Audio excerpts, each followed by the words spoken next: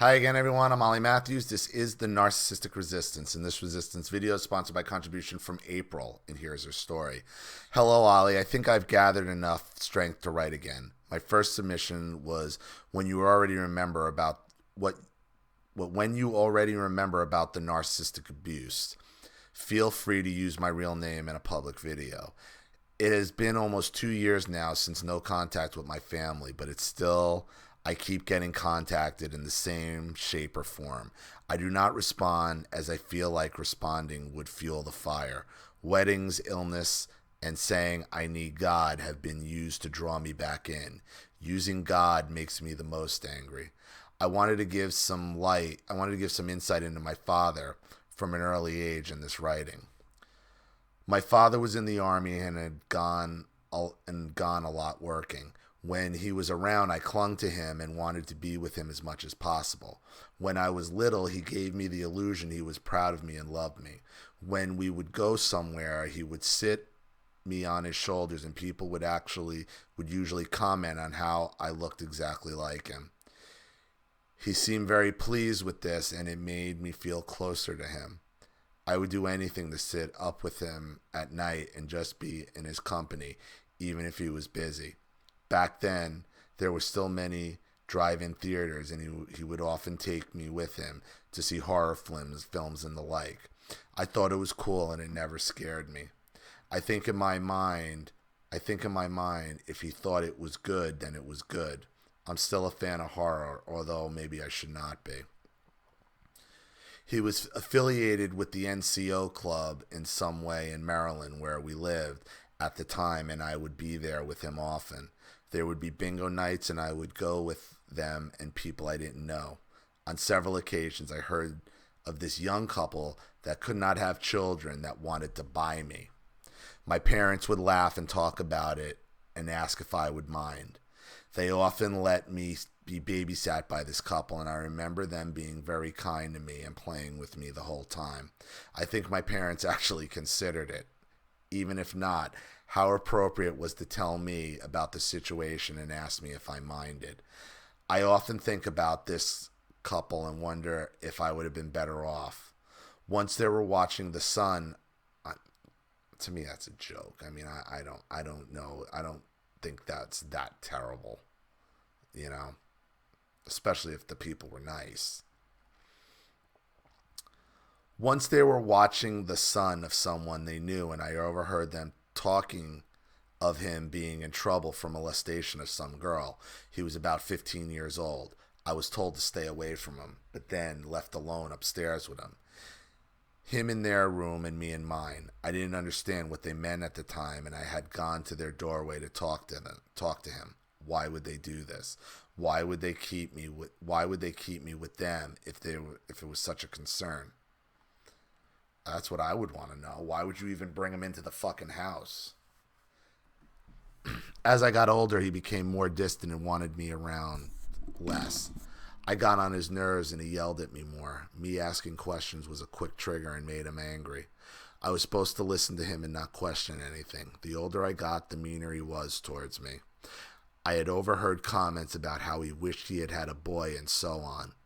He did, however, treat me like a boy. We lived on a farm. When I was in 3rd grade, he made me do many things that much older kids would have a hard time with. He would make me help him kill and butcher farm animals, and I would cry. He would get really angry and tell me, this is just the way it is. At some point, I stopped crying and would go somewhere else, in my mind, to escape feeling anything. I understand people have to eat and I'm not knocking farm life, but he was cruel about it. Having to shoot an animal in the head over and over while it screams and runs around is not my idea of cruelty-free.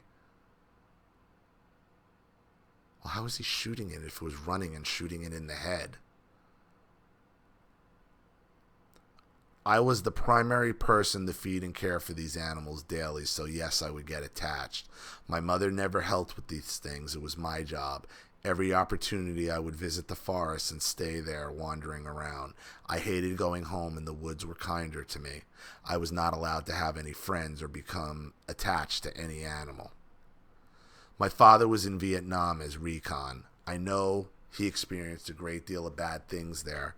He thought nothing of telling me all about it when I was very young, and even would laugh about certain situations of killing or torturing captures. He's kind of sadistic. He was the one that did the torturing and talked of his enjoyment of it.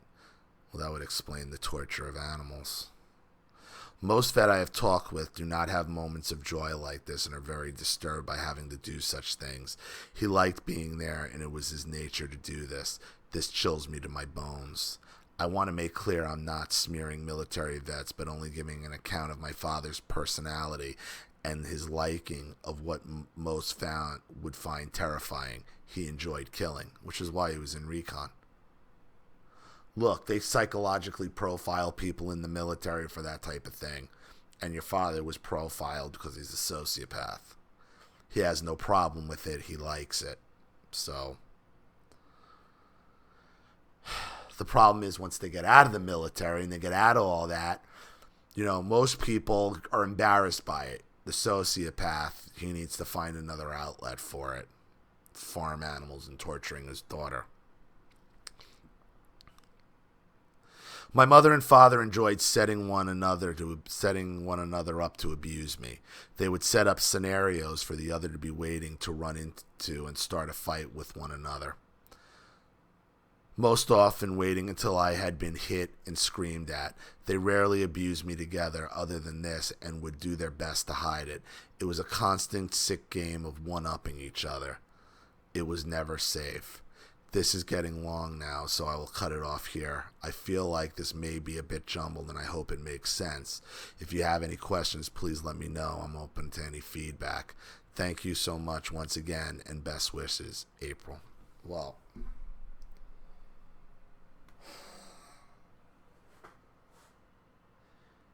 when two narcissists are trying to one-up each other, you're the collateral damage. You're the collateral damage when two narcissists are trying to one-up each other. Your father liked killing. He liked torturing. He's a sociopath.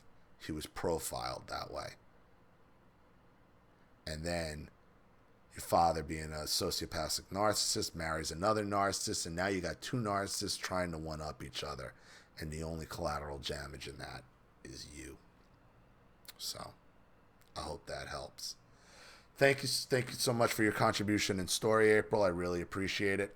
Thank you to everybody watching. Please leave any opinions or advice in the comment section below. And again, if you want your story read on the channel, you have a topic you'd like me to cover, a narcissist you'd like to expose, you'd like to set up Skype, a phone call, have a private video made, or a Facebook live chat, or you'd like to make or you'd like to sponsor a video like this for someone who needs help and can't afford it, or just make a contribution to the channel in general to keep it supported, growing, and successful, because this channel survives 100% on contributions from all of you. Without you guys, all this goes away. So if you like what you see here and you want to see more videos like this, you know what to do with the PayPal and email links in the description box. Also, please like and share this video wherever you can. Subscribe to my channel if you haven't, and be sure to click the subscription bell to be notified of all my video uploads. I'm Ollie Matthews. This has been The Narcissistic Resistance.